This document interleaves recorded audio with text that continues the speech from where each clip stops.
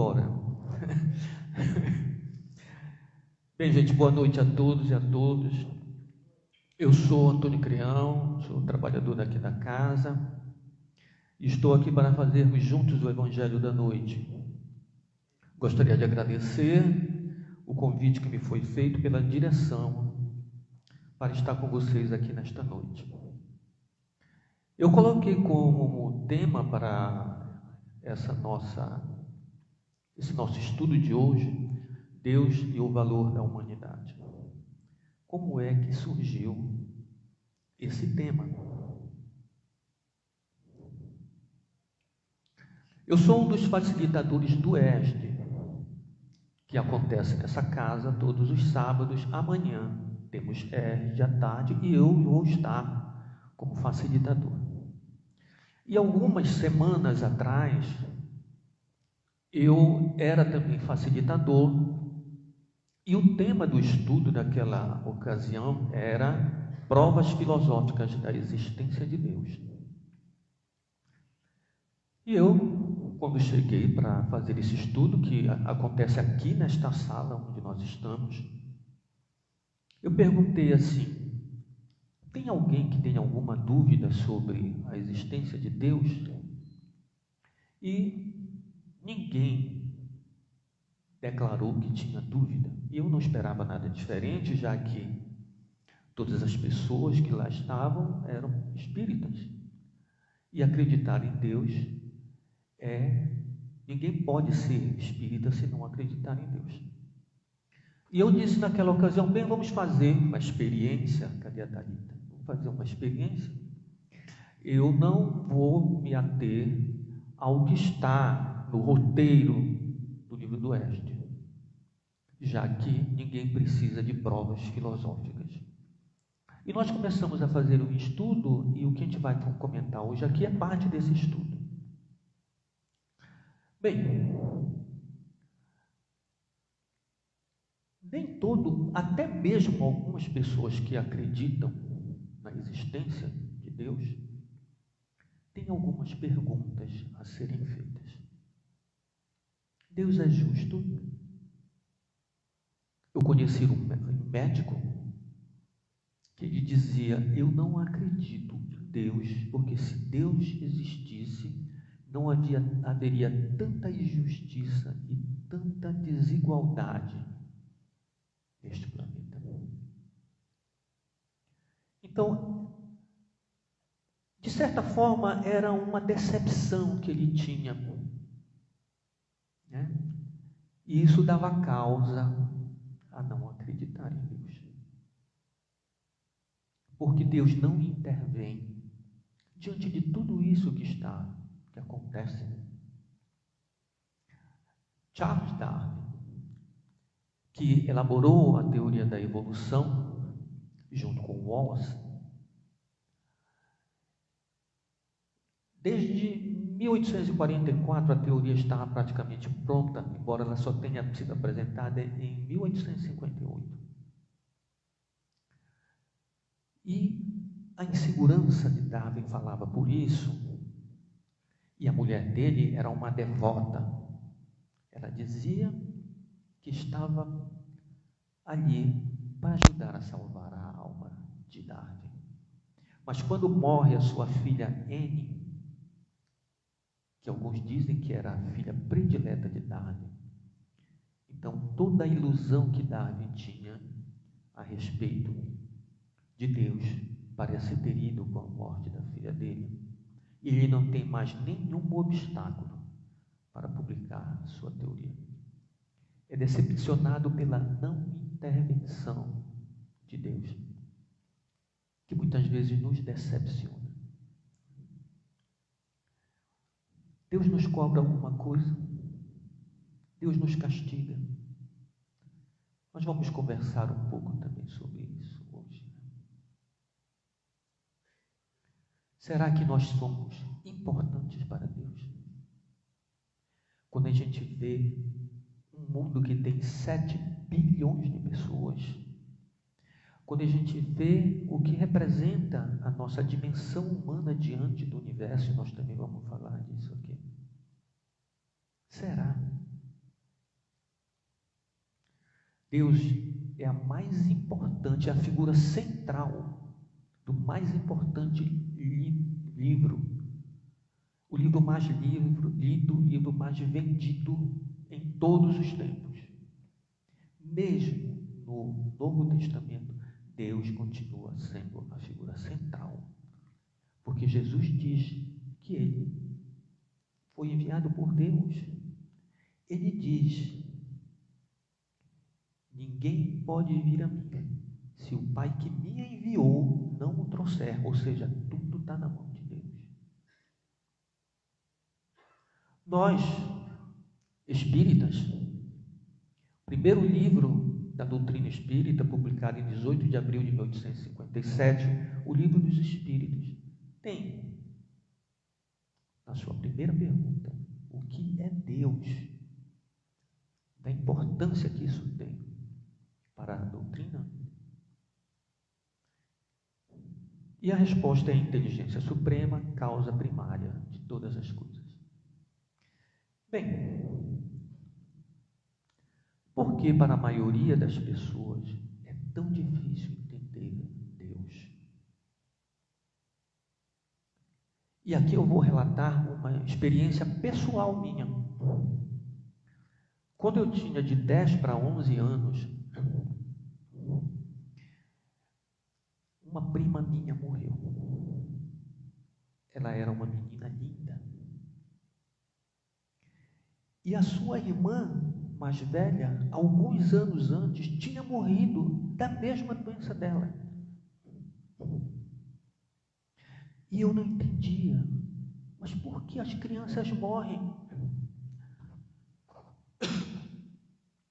Por que as crianças morrem? Por que as pessoas morrem? E alguém me disse assim: a gente morre por causa de Adão e Eva. Eu digo: como é que é? A gente morre por causa de Adão e Eva. E aí, alguém leu para mim isso aí, ó. E ordenou o Senhor Deus ao homem, dizendo: de toda árvore do jardim comerás livremente, mas da árvore do conhecimento do bem e do mal, dela não comerás, porque no dia em que dela comeres, certamente morrerás. Eu fiquei indignado com Adão e Eva. Como é que eles puderam fazer isso conosco, né? Como é que é possível um negócio desse? Mas depois, lendo melhor, a árvore do conhecimento estava lá no jardim do Éden, mas ninguém podia comer dela. Se não se podia comer do fruto dessa árvore, como é que ela está plantada lá? Como é que Deus então bota uma árvore lá, cujo fruto ninguém pode comer? Para quê então? E foi difícil entender isso. Até que a gente vai se esclarecendo e a gente entende que nem tudo nos é possível. E os limites do que é certo ou errado está na nossa consciência. É como a gente chega num grande jantar e tem um buffet à disposição. Mas você sabe o que você pode e o que você não pode comer. Né? Depende de você. Né? Se a minha consciência estiver obstaculada pelos desejos, farei apenas o que me der prazer, o que me trouxer poder. Mas será que a vida é isso? Só realizar os nossos desejos? A liberdade nos é dada para que cada um de nós construa ao seu tempo a sua escalada espiritual. Ou seja, a árvore é aquela alegoria para nos dizer: olha, e o seu fruto, nem tudo a gente pode fazer. Bem, mas continua a pergunta aí: por que para a maioria das pessoas é tão difícil entender Deus? E novamente a gente vai lá para o Gênesis. Voltou Eva a dar à luz, desta vez a Abel, irmão de Caim. Abel tornou-se pastor de ovelhas e Caim, agricultor. Passado algum tempo, Caim trouxe do fruto da terra uma oferta para o Senhor. Ele era agricultor, trouxe o trigo, trouxe as lentilhas, trouxe o pominho, né? Abel, por sua vez, trouxe as partes gordas das primeiras crias do seu rebanho. O Senhor aceitou com agrado Abel e sua oferta, mas não aceitou Caim e a sua oferta. Por isso Caim se enfureceu, seu rosto se transformou, e nós sabemos no que isso acabou dando. E aí eu me perguntava, mas me diga uma coisa, o que é que Deus queria que Caim apresentasse? Ele não é planta. Ele só podia levar o fruto do seu trabalho. Ou será que Deus não gosta das plantas? Mas como isso é possível? Ele não criou as plantas. Vai ver que ele não gosta da agricultura. E eu queria fazer tanto agronomia, porque eu morava perto da escola de agronomia, fiquei mais já. Será que vai dar?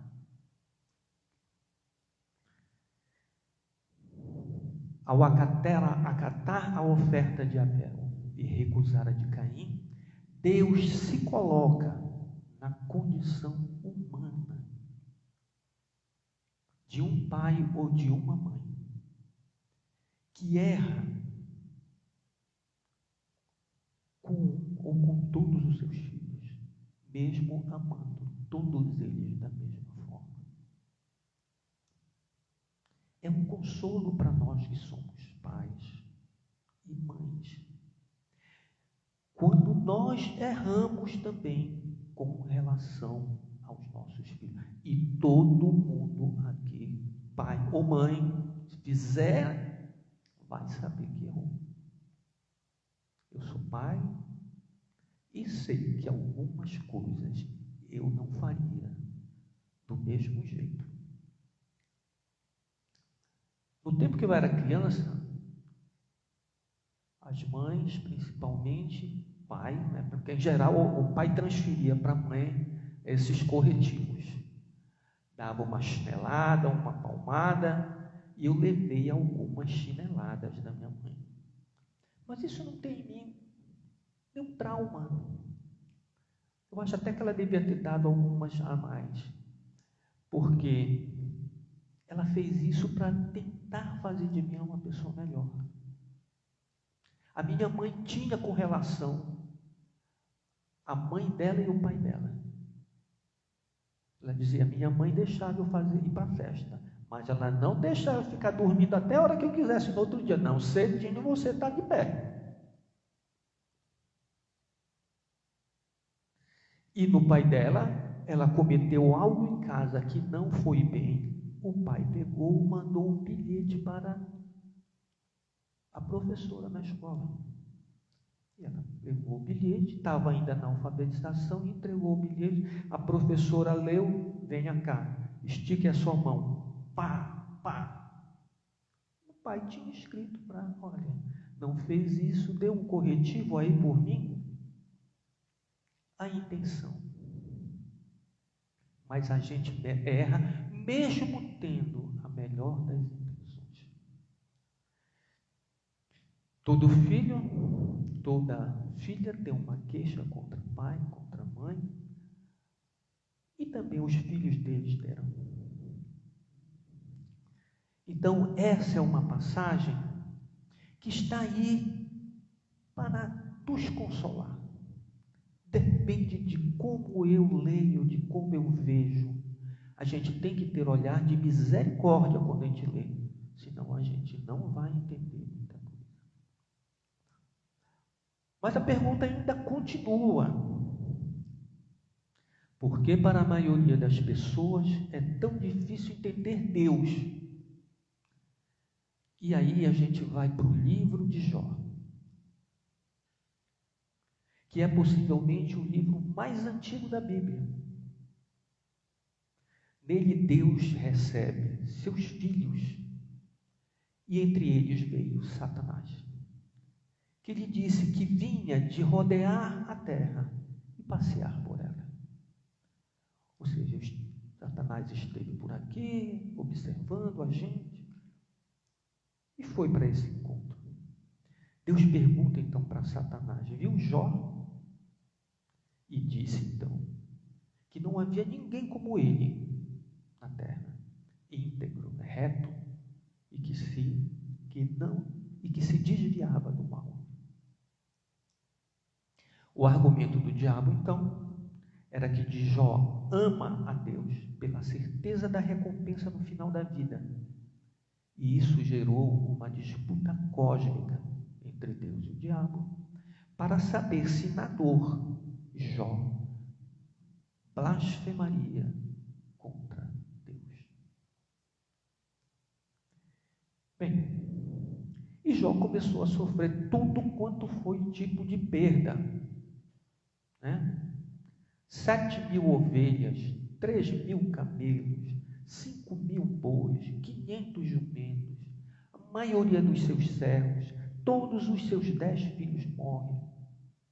Até que o último consolo de Jó, que era ele ter saúde, lhe foi tirada, e ele se encheu de chagas, da sola do pé ao topo da cabeça.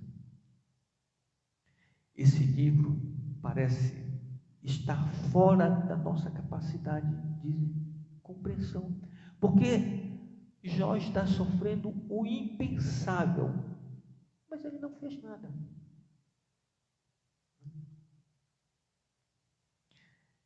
Virginia Woolf, uma romancista britânica, uma mulher inteligente, que viveu do final do século XIX até a metade do século XX, ela leu o livro de Jó, e quando acabou de ler, escreveu um bilhete para um amigo seu.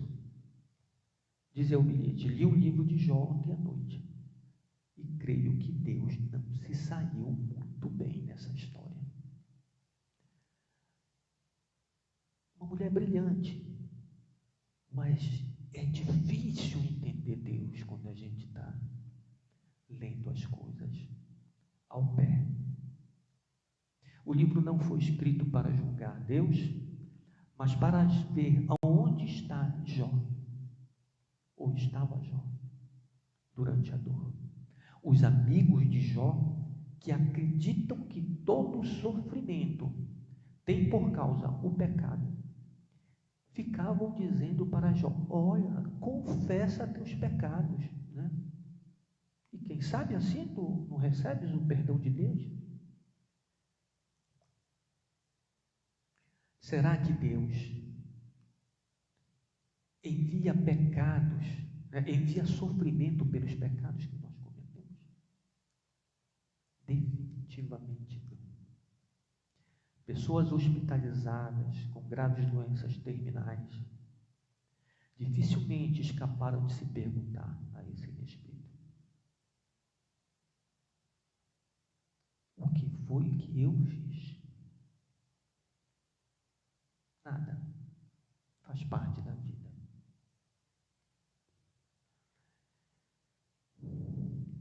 Neste sentido, o livro de Jó pode ser consolo, pois nos diz que o sofrimento não é para ser explicado, mas é para ser assistido, sobretudo por aqueles que estão fora da situação do sofrimento.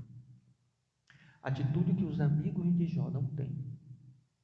Sempre acham que Jó tem culpa no cartório e por isso são condenados. O livro dos Jó nos ensina que nos momentos em que a fé nos parece impossível, é nesse momento que nós todos precisamos mais dela. Amar a Deus, então, é algo muito difícil. Entender Deus não é algo fácil. Como eu vou dizer que eu amo Deus se eu nem entendo direito o que é ser Deus? Como é que eu, um ser temporal, pelo menos, eu não tenho lembrança das minhas outras vidas, né? É como diz alguém dentro do livro de Jó: nós somos de ontem. Como entender algo que é eterno? Nós somos de ontem.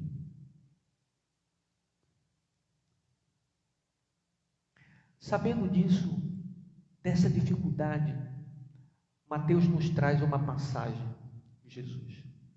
O fariseu chega com Jesus e diz: mestre, qual é o maior dos mandamentos? Jesus disse: ama o Senhor teu Deus com todo o coração, de toda a tua alma, de todo o teu entendimento. Esse é o maior mandamento. Como ninguém vai entender esse mandamento, esse primeiro, ou como aplicar isso, ele diz: e o segundo, semelhante a este, ou seja, a mesma coisa deste, eu te dou o segundo: ama teu próximo como a ti mesmo. Então, amor a Deus só pode ser expressado através de amor ao próximo. Não há outra forma de expressar esse amor. Deus nos cobra alguma coisa? Deus nos castiga? Deus nos cobra alguma coisa? Para isso, nós vamos recorrer a Mateus, num relato único,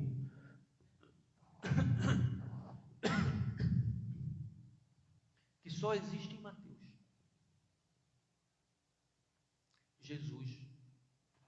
Jesus paga o tributo. E quando eles chegaram a Cafarnaum, aproximaram-se de Pedro os que cobravam o imposto de 2 dracmas e disseram: o vosso mestre não paga as dracmas? E disse Pedro: sim, ele paga. Veja só, que imposto é esse que esses homens estão cobrando e corresponde a 2 dracmas? É um imposto que quem cobra não são os romanos, é o próprio templo, a casa de Deus, e que todo homem adulto estava obrigado a pagar. É por isso que eles chegam lá e interpelam: o teu mestre não paga a de dracma, as 2 dracmas? E entrando em casa, Pedro, Jesus lhe antecipou dizendo: que te parece, Simão? De quem cobram os reis da terra os impostos e os tributos? Dos seus filhos ou dos alheios? Nós sabemos o que é que vigora na terra, né? Para os amigos, as benesses da lei. Para os adversários, a dureza da lei. Ou seja, se para os reis da terra, esses comuns, os filhos não devem nada, Deus também é rei da terra, mais do que qualquer um outro. E é a isso que Jesus está interpelando a Pedro. De quem cobram os reis da terra, ou seja, Deus, impostos e produto, dos seus filhos ou dos alheios? Disse-lhe Pedro: dos alheios. E Jesus disse: logo estão livres os filhos. Nós estamos livres de qualquer cobrança de Deus.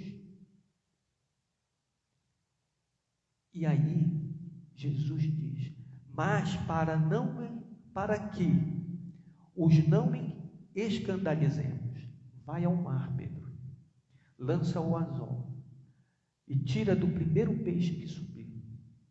Abrindo-lhe a boca, um estáper, toma-o e dá por mim e por ti, que tinha exatamente o valor. E acaba aí a história. Será que Pedro foi lá no mar? Será que os cobradores de impostos ficaram lá na casa esperando ele ir lá no mar? E se a casa não fosse tão próxima do mar? Mas nada disso está relatado. Sabe por que não está relatado? Porque não interessa. A passagem é tomada apenas para dizer que Deus não cobra nada dos seus filhos. É só para isso.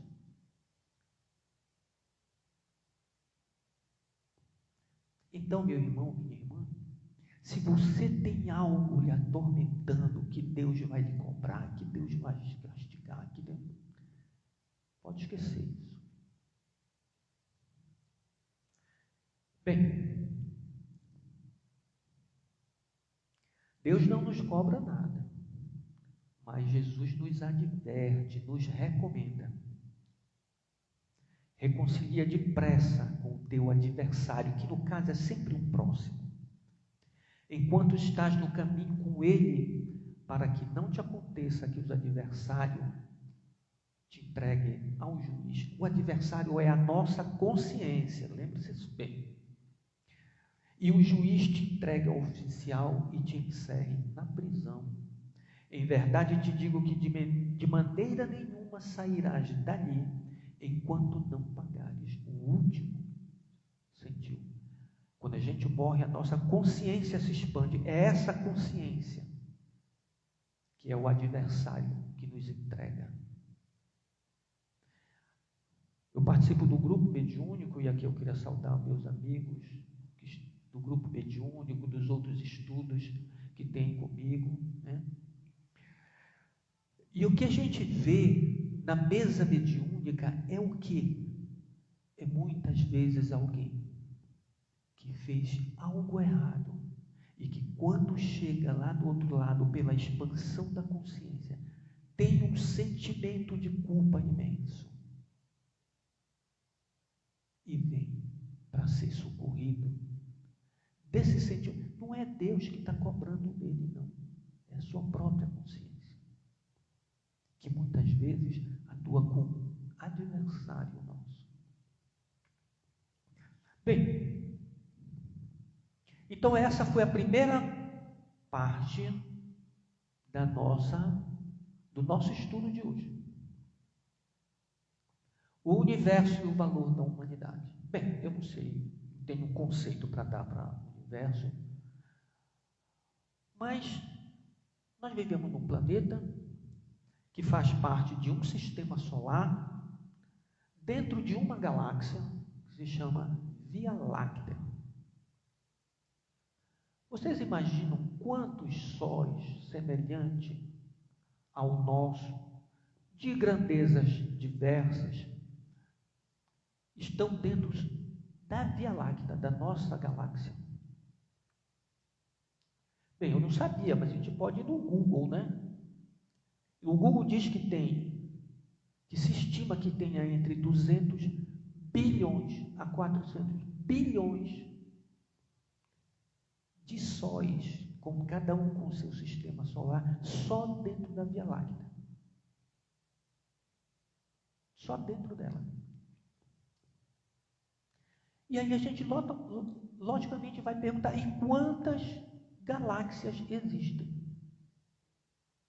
Alguém tem ideia quantas galáxias existem? Então segurem-se nas cadeiras. 1 trilhão. 1 trilhão de galáxias. Agora imagine o número de planetas. Não dá para calcular esse número. Quando eu era adolescente, que ainda os militares estavam no poder, teve uma hora que a nossa dívida era imensa. Eu me lembro um dia de chegar na universidade, ter uma faixa lá, dizendo da dívida externa nossa, que foi dividida pelo número de habitantes e tinha o que cada uma pessoa devia. Quando eu olhei o que eu devia, eu digo, não, aí acabou mesmo, não tem como. Como é que vai ser isso? E aí, o presidente foi lá para os Estados Unidos com o seu ministro da Economia, Delfim Neto, para tratar dessa dívida. E tinha uma piada que dizia a seguinte coisa: quando disseram o valor da dívida para o presidente, ele se virou para o Delfim Neto e perguntou: Delfim, quanto é isso em cruzeiros? Ele, todos, presidente, todos os cruzeiros. É assim, não dá para calcular o número, esse número dentro. Nós não temos, nós medimos tempo. Olha, eu tenho 45 minutos aqui, provavelmente eu vou passar uns 5 minutos pelo menos, né? A gente mede em horas, a gente mede em dias, semanas, meses.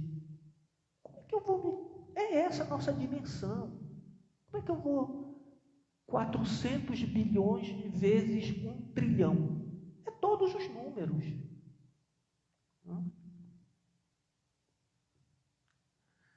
Então, depois de a gente fazer esse passeio por essa estatística astronômica, né?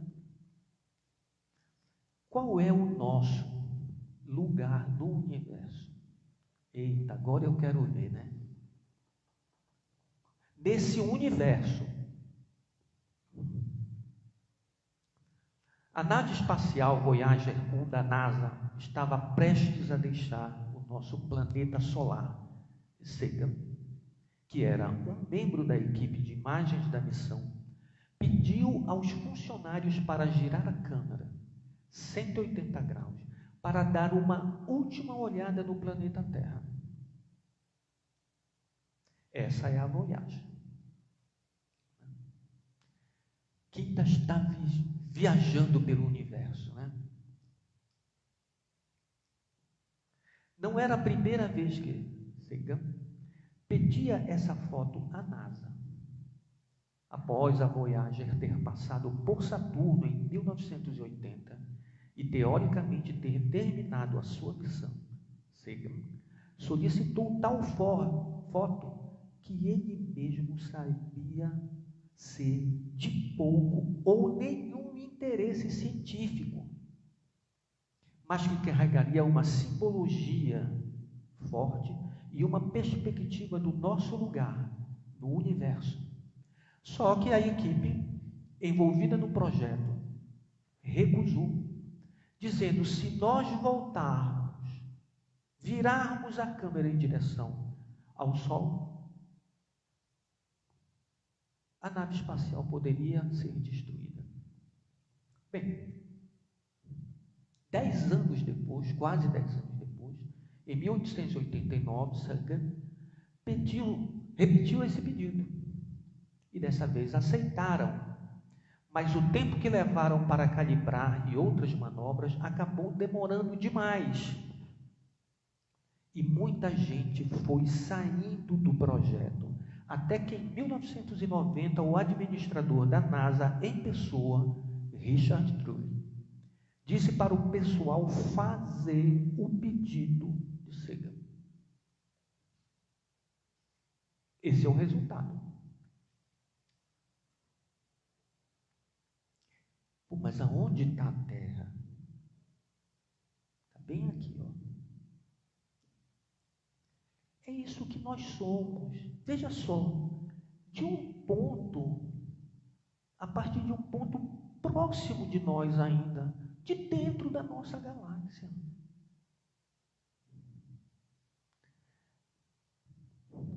Repare como perde todo o sentido.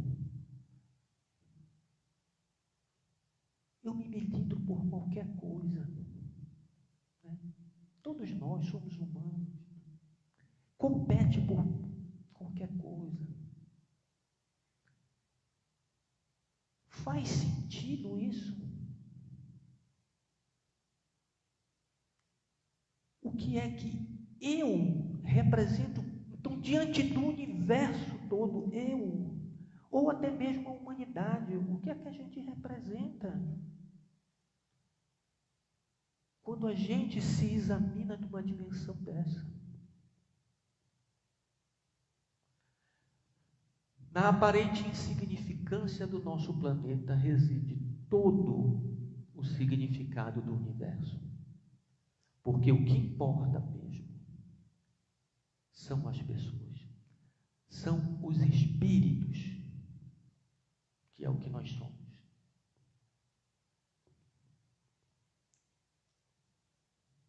De que valeria a obra Mona Lisa de Leonardo da Vinci se ninguém pudesse admirá-la?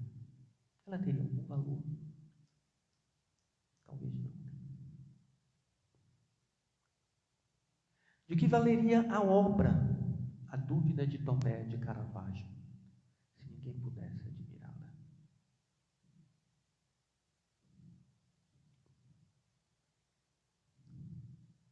Que valor teriam as grandes composições musicais se ninguém pudesse escutá-la? Nesse momento, eu queria agradecer muito a esse sexteto maravilhoso que se chama Infinito Bem, que esteve aqui, está ainda conosco, né?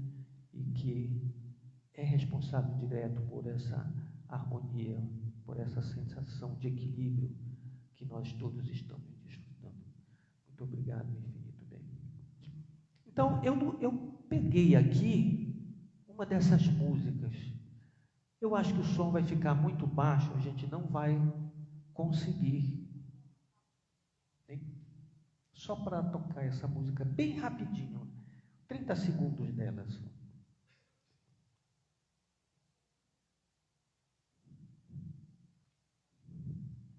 Será que tem onde colocar? Tem aqui. Isso, querido. Obrigado, querido.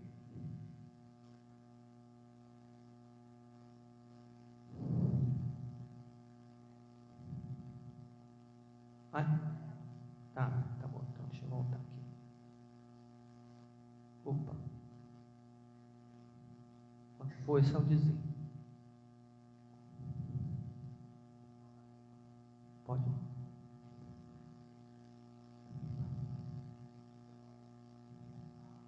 Tá alto. Não tá tocando, não tá saindo o som, né? Bem, que pena, mas...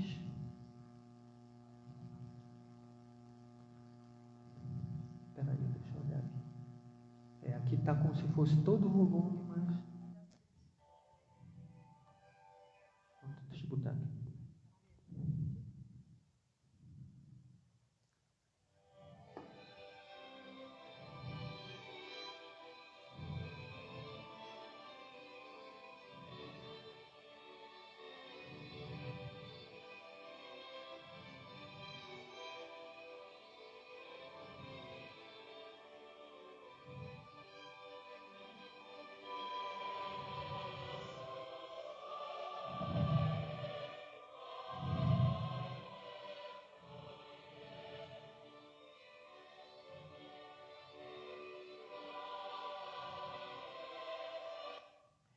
Bem, nós ficaremos aqui escutando a noite inteira Jesus, a alegria dos homens, né?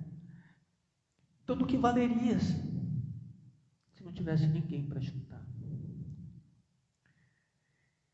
De que valeria o universo e todos os seus astros se não houvesse um ser que fosse capaz de admirá-lo em sua mais ampla extensão?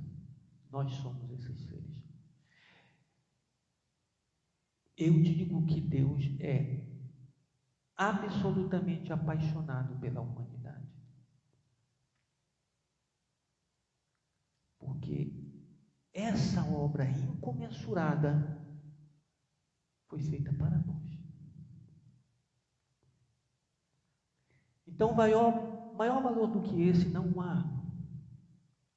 Mas Jesus nos traz duas parábolas que vão nos falar a esse respeito. Isso constitui a terceira e última parte do nosso estudo de hoje. No capítulo 13 de Mateus, existem 7 parábolas lá, em que Jesus se utiliza dessas parábolas para falar sobre o reino dos céus. Primeira parábola do semeador. Segunda parábola, parábola do trigo e do joio. Terceira parábola, do grão de mostarda. Quarta parábola, do fermento. Essas parábolas foram dadas para a multidão. As parábolas que são dadas por Jesus para a multidão, elas têm um significado. As parábolas que são dadas para os discípulos, os iniciados, têm outros significados, outros alcances. Essa só é dada para a multidão. Então veja só, na parábola do semeador, tem um semeador, que a gente pode dizer que é Jesus, e um tipo de semente, que a gente pode dizer que é o Evangelho.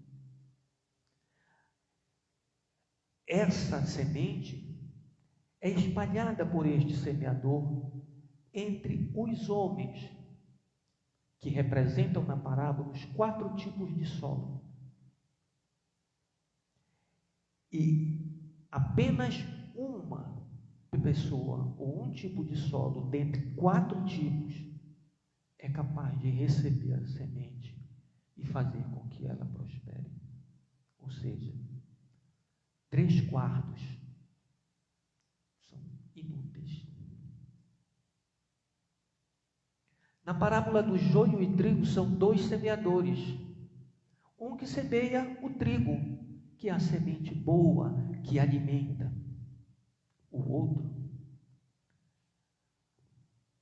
é um mau semeador, porque ele semeia o joio, que não alimenta ninguém.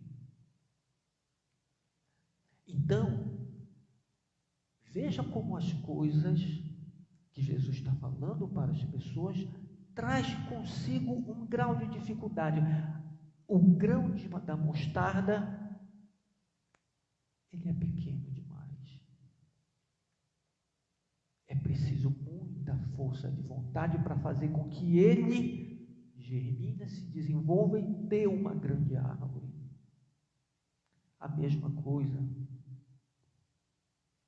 com o fermento, que é pouco também, para levedar uma massa tão grande com relação a ele. Bem, e as outras parábolas então? Então, depois dessas 4 parábolas, Jesus se despede da multidão, sabendo que a maioria das pessoas que escutaram eram incapazes de perceber o aspecto espiritual interno da mensagem que estavam implícitas em cada uma daquelas 4 parábolas. Agora, em casa, na sua intimidade, Jesus encontra-se em reunião íntima com os seus apóstolos, com os seus discípulos. Ou seja, ele agora se volta para aqueles que o receberam como Cristo para instruí-los nas verdades divinas e lhe dizer o que eles representam para ele, que é a expressão divina,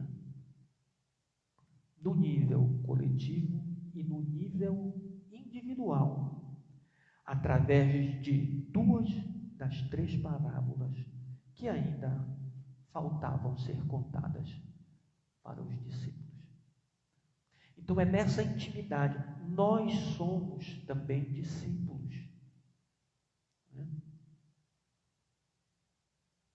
Nós somos iniciados, porque nós acreditamos na imortalidade da alma, na vida futura, e pensamos nela, buscamos por ela através das atitudes nossas, no nosso dia a dia. Então vamos agora à parábola do tesouro escondido, bem rapidinho. Mateus. O reino de Deus também é semelhante a um tesouro escondido num campo, que um homem achou e escondeu. E em sua alegria vai e vende tudo o que tem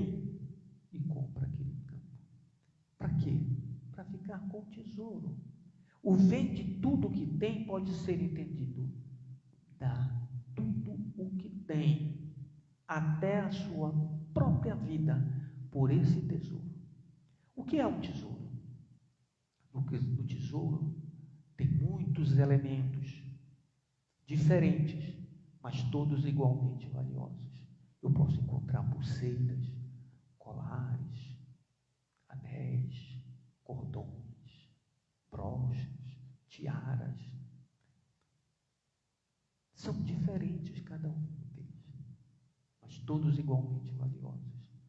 Nós somos esse tesouro. Jesus está dizendo para os seus discípulos. Uma parábola nunca tem só um entendimento. Eu estou trazendo um desses entendimentos. É Jesus dizer: eu achei o tesouro. E por esse tesouro que são vocês, eu fui capaz de dar tudo o que eu tinha por vocês. O tesouro é composto de muitas joias que somos nós, homens e mulheres. Por isso o tesouro representa a humanidade, o compromisso, o amor de Jesus, que é a representação divina, Deus, com relação a nós. Isso no nível coletivo. A parábola escondida agora. Outro sim. O reino dos céus é semelhante a um homem negociante que busca boas pérolas. E encontrando uma pérola de grande valor, vai e vende tudo o que tem para comprá-la. Veja que agora é uma pérola. Uma. É você. Sou eu. É cada um de nós individual. Agora Jesus está falando não mais para o conjunto dos seus discípulos, mas sim para cada um deles. Você é essa pérola.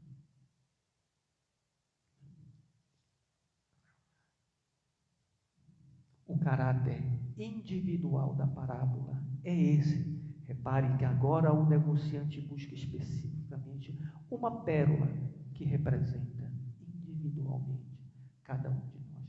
Esse é o compromisso de Deus para com a humanidade e para com cada um de nós. Para encerrarmos, Paulo declara lá em Romanos 3:11: não há ninguém que busque a Deus.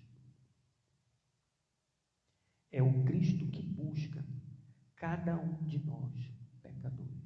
É isso que Jesus está dizendo lá na sua parábola. É o pastor que busca a ovelha, não é a ovelha que busca o pastor.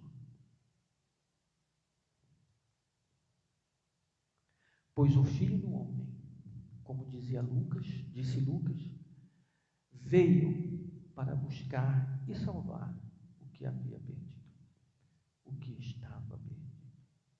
E com isso, a gente encerra o nosso estudo de hoje. Muito obrigado a todos vocês.